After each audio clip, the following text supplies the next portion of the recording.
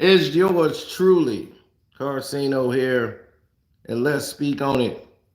We've all seen this. We've seen Ginobili getting up, falling, and flopping all over the floor.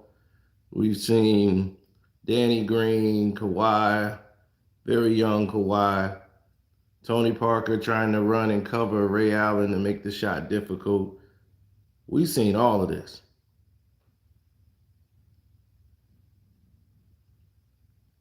Now, let's go back to what people missed because everyone fascinates over this shot because it saved the finals for LeBron James, for the Miami Heat, kept them in a situation where they could survive and actually continue when they should have been eliminated. The champagne was in the Spurs locker room. They had rolled it all the way in. They rolled everything, the T-shirts. They had the T-shirts out, everything for the Spurs.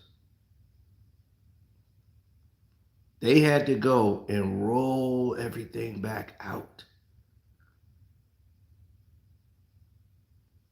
That's how crazy it got. All because of this shot. They had to say, oh, wait a minute. Take the champagne out of the locker room and roll it back into the format it was before.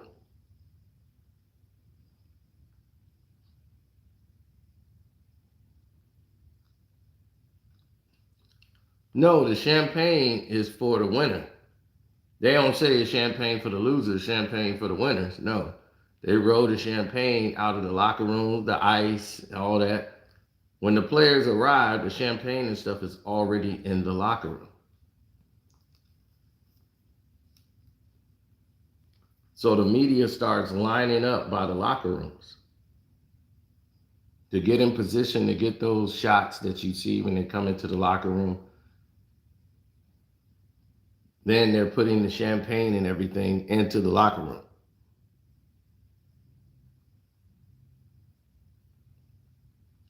So all of this stuff was in the Spurs locker room. They had to roll it out real fast.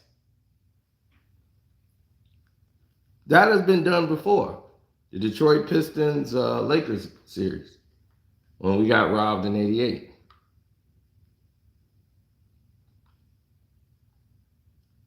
Now, what does this mean?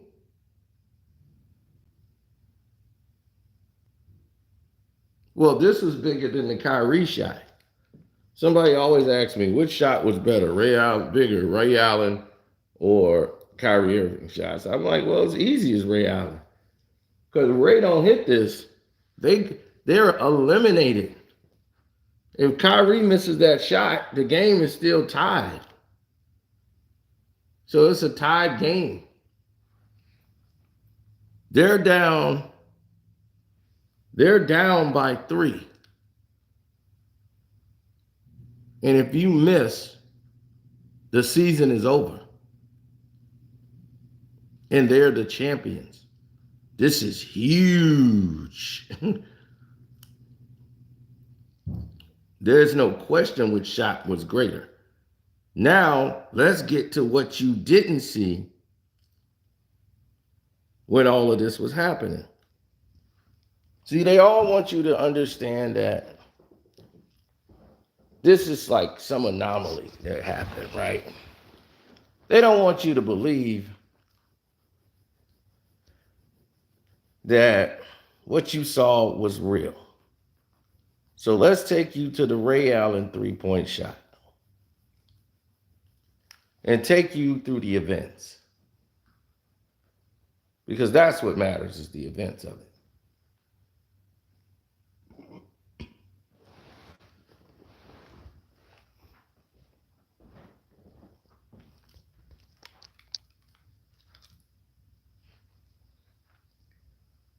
It's 14 seconds on the clock.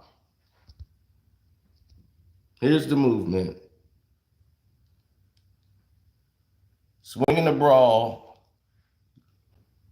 I still don't understand the call of taking Tim Duncan out. But you got Boris Diaw in here, and he's got to stay with LeBron James through a pick and roll.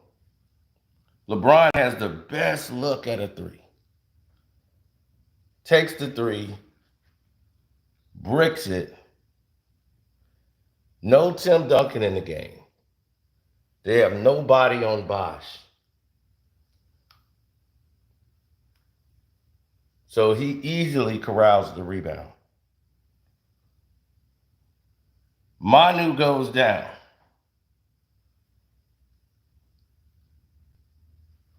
He had two guys wide open begging for the shot. He gives it to the pure shooter, Ray Allen, as all five Spurs are under the rim.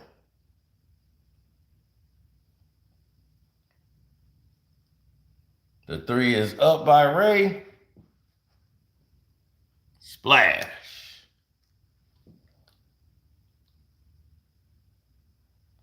The Spurs bench jump up.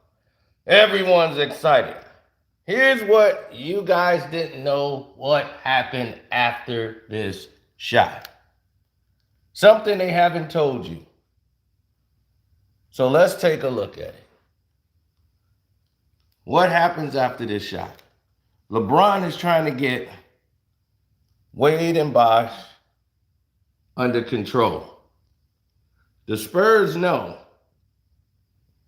it's time to run the play. The Spurs have 5.2 seconds and no timeouts. This is a play that's supposed to get the ball down court fast. Get the ball to Tony Parker. A screen is going to happen from Kawhi Leonard right here to free up Tony Parker to get their last second shot. Tony is the fastest guy on the team. By the time he gets the ball, it's going to be here. So it'd be LeBron and Tony Parker alone.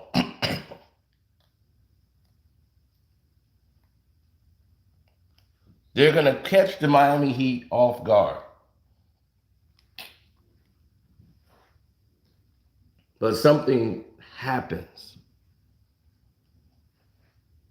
There's no timeouts. Pop is screaming, go, go, go, run the play. And they are being delayed and stopped from the refs from running the play. And Danny Green can't understand why. What's going on? Why we can't run the play? So the Heat, who has no timeouts, just like the Spurs, they have no timeouts. Nobody have timeouts. They couldn't adjust and get themselves ready for what was going to happen. So the referees decide they're going to review to see if that was a three-point shot, which gives them a timeout on the court. So now the Miami Heat could defend against what the Spurs was getting ready to run.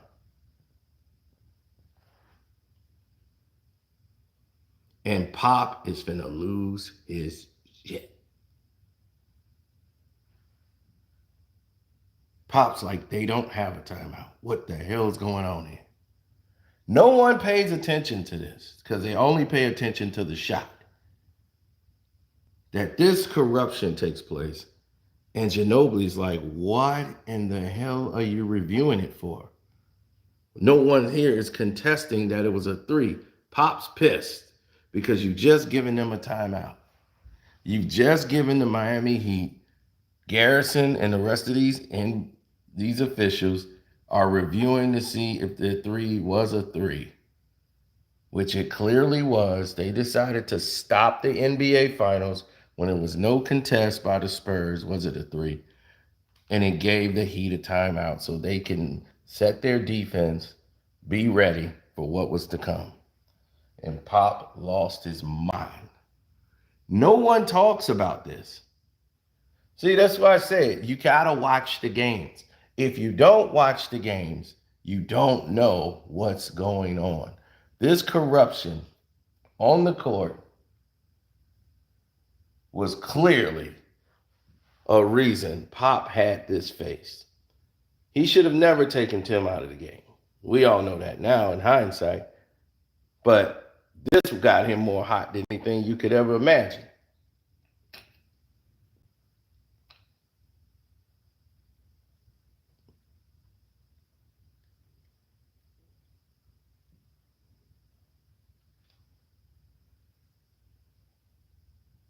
Right, you just gave them a timeout, dummy. That's what he's telling you. You just gave them a timeout. In the most critical play of the game, there's 5 seconds left. The surprise element, that's it. They run and practice this play. Tony Parker could score in 3 seconds. If the play is imminently put in place, you can score in 3 seconds. And now you've just robbed them of that. You've just taken that away from them. So look into that. Pop lost his mind over that. Just ripped off his team as they go to review an obvious 3-point shot. Now,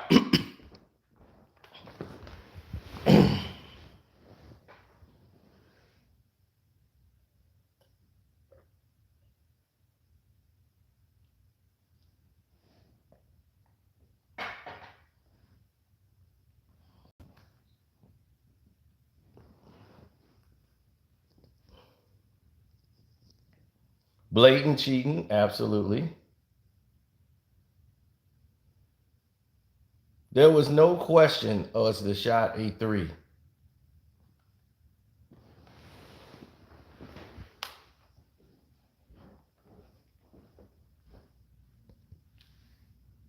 No question. As you can see, it was clearly behind the line. So there's no reason. The ref is right here. He's looking right at it. He's right there. So tell me, why did they have to stop the clock?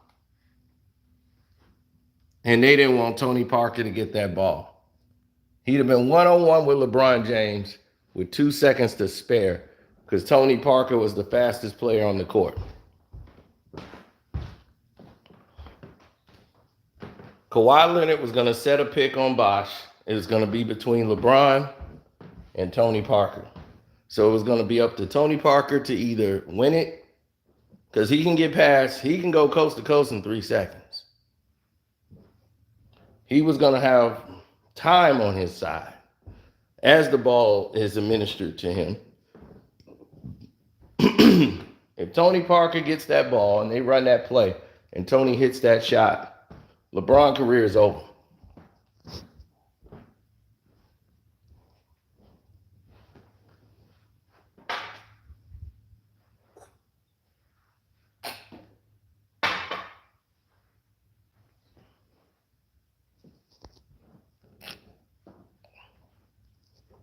Yeah, they say blaming Timmy, but that's in hindsight. If Kawhi Leonard hits the free throw, it's a 4-point game. He misses one of the free throws to make it a 3-point game. So you could say Kawhi Leonard lost the NBA Finals. So, I mean, this game made Kawhi Leonard more of a monster. And they destroyed the Lakers, the Heat the next year. Every game was the largest margin of blowout in NBA Finals history. The largest margins of victory against an opponent. Every game was at least probably a 20-point blowout. They only played 5. They were out in 5 games. This team was inferior, should have never, ever been matched up against them in the first place. The Spurs were a better basketball team. There was so much infighting going on in Miami.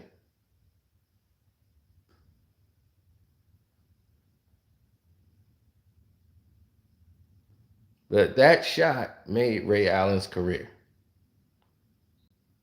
He had already won a championship in Boston, but it made his career. So now Tim Duncan was in for the inbound pass. Now they're prepared. You see, now you can't run the play.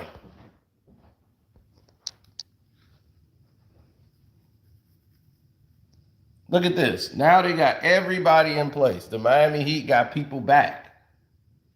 So now you've given them a timeout to review a dumb play in the most critical part. Now Tony gets the ball here. 5.2 seconds, he gets it there instead of getting it over here, which would have saved him about a second. But let's see how fast he gets the ball and go anyway.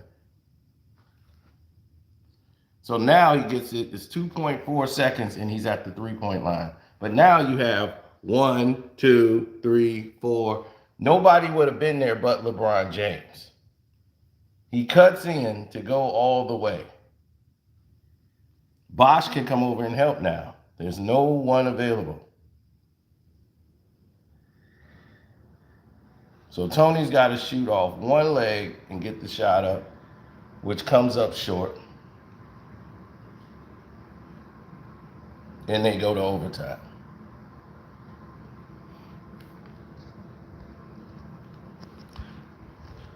So that play was very critical to the game because you practice those plays. The Spurs have practiced last second shots scenarios. So they knew if they score, this is what we're going to run. Pop already makes sure the guys know the set that they're going to run in that situation. After the score, they're going to hurry up and run while the other team is celebrating. The man, he was celebrating and jumping up and down.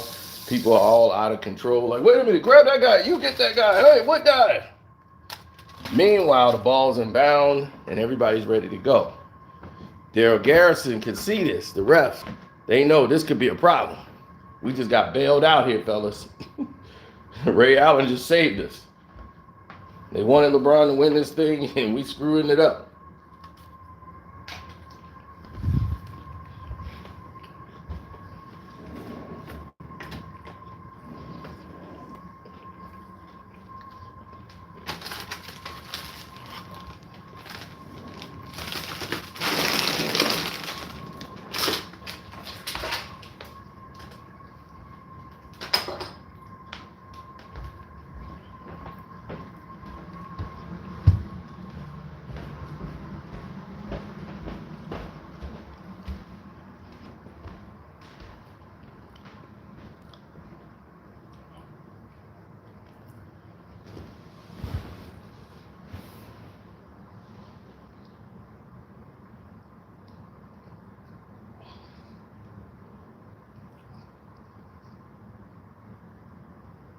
Yep, he was the agenda, Nick. But I got to roll. I'm going to get out of here.